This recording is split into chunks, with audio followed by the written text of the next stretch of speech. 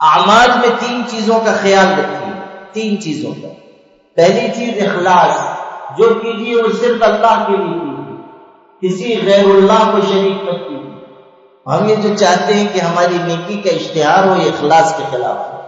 نیکی کریں صرف اللہ کے لیے، وَمَا أُمِرُوا إِلَّا لِيَعْبُدُوا اللَّهَ مُخْلِصِينَ لَهُ الدِّينَ، اللہ کے لیے بندگی کو خالص کیا جائے۔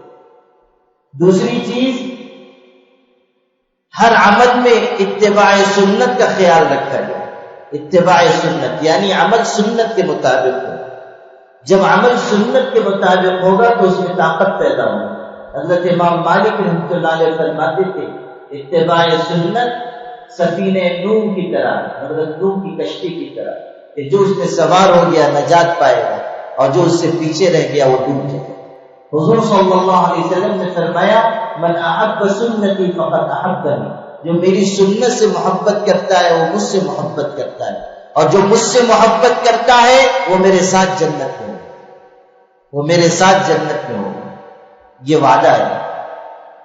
تیسری چیز احتساب، انسان عمل کرے اللہ تعالیٰ سے اجر کی امید رکھ کر کرے۔ احتساب کہتے ہیں اجر کی امید رکھنا۔ چھوٹا عمل بھی انسان کرے تو اجر کی امید رکھے کہ اللہ مجھے اس پر نوازے۔ انسان 2 رکعت پڑھ رہا ہے، سوچے کہ یہ 2 رکعت ایسی ہے جو دنیا اور ما فیہا سے بہتر ہے اور اللہ اس پر مجھے ثواب دے۔ 3 بات یاد رہے گی، تینوں کے شروع میں الف ہے، اخلاص، اتباع سنت، احتساب۔